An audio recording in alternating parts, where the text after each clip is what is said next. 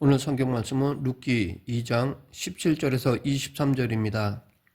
믿음은 믿음이 있는 자의 마음을 든든하게 합니다.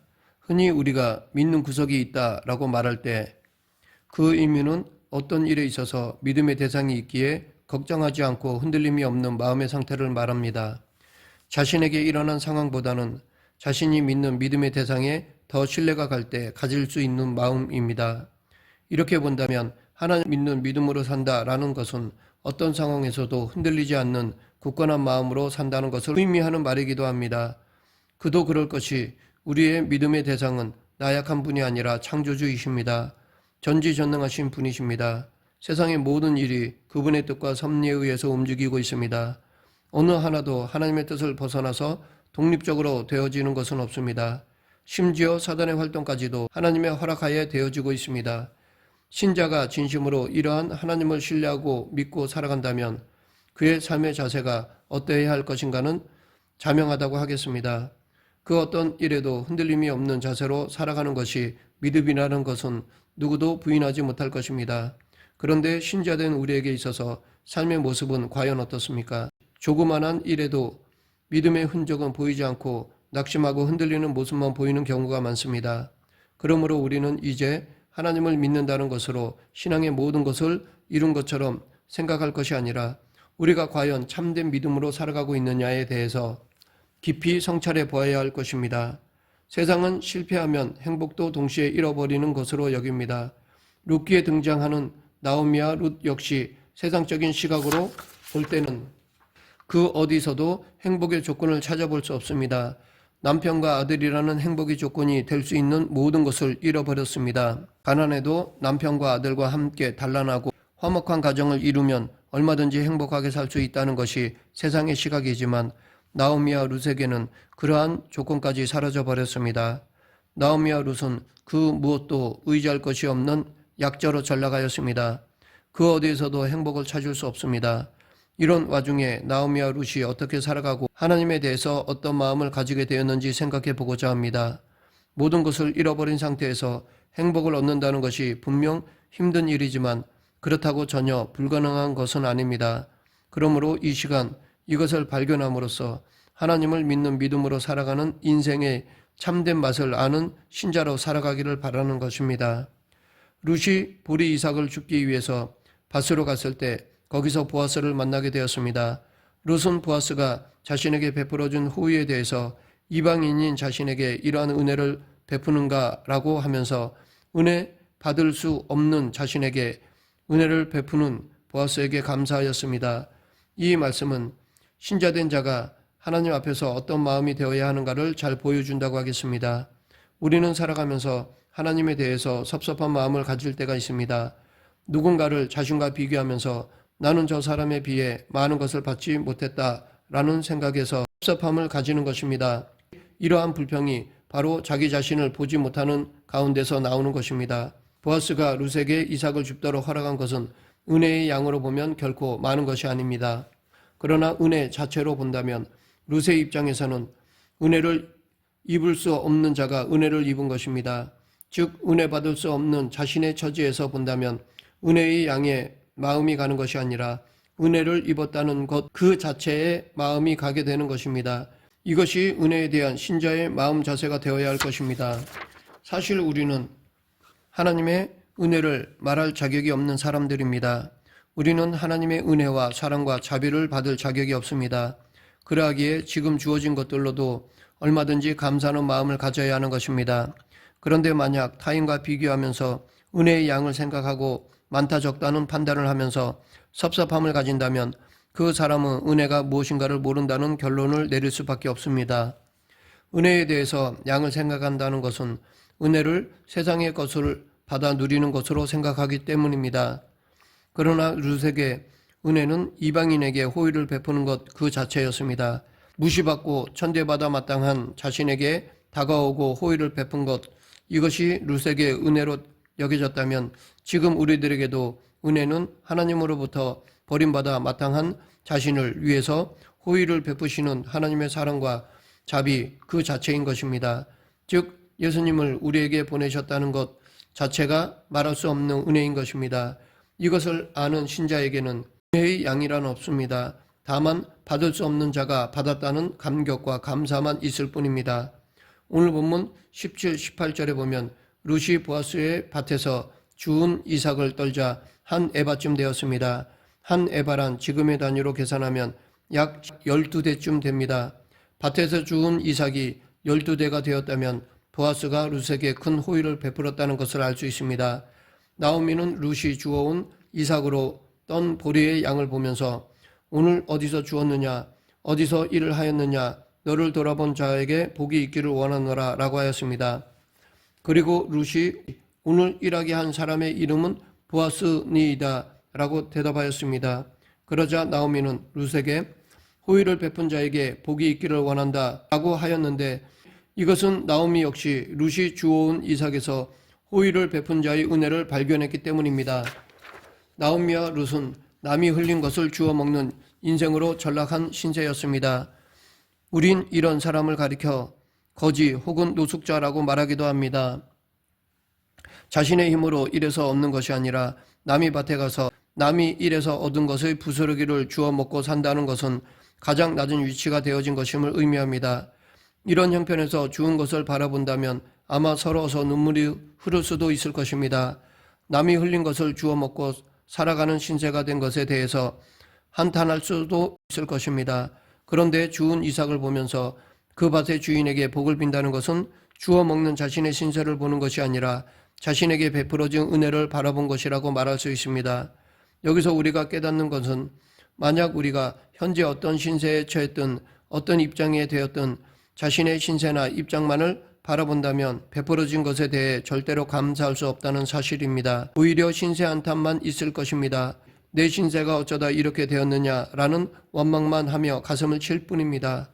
신자로서 낮아진 마음, 즉 겸손한 마음은 남이 흘린 것을 주워 먹으면서도 그것을 자신에게 베풀어진 것으로 볼 줄 아는 사람입니다. 이것이 바로 예수 그리스도의 낮아지신 마음을 본받는 것이라 봅니다.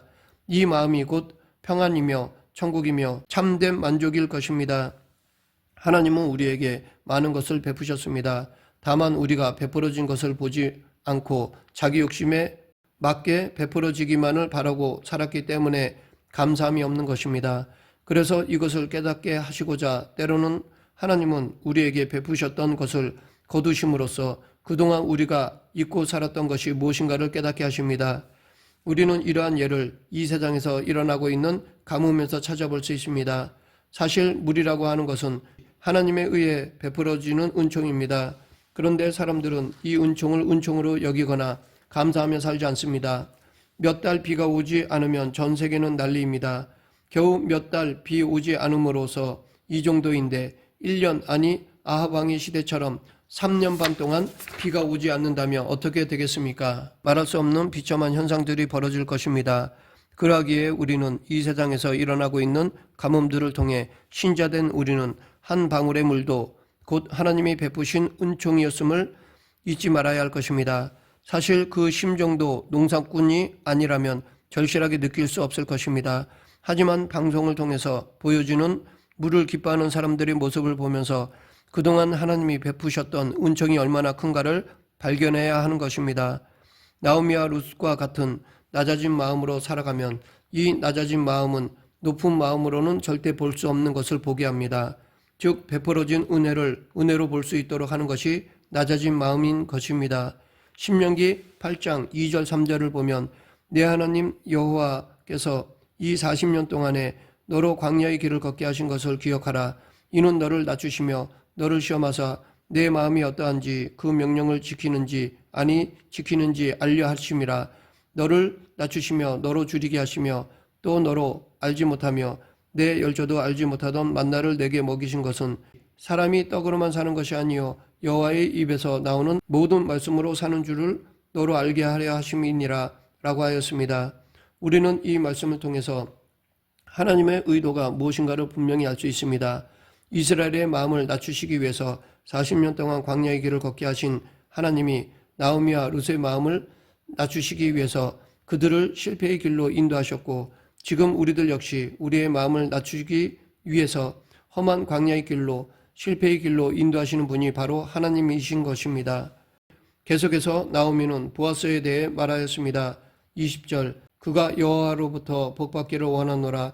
그가 살아있는 자와 죽은 자에게 은혜 베풀기를 그치지 아니하도다 하고 나오미가 또 그에게 이르되 그 사람은 우리와 가까우니 우리 기업을 물을 자 중 하나이니라 라고 하였습니다.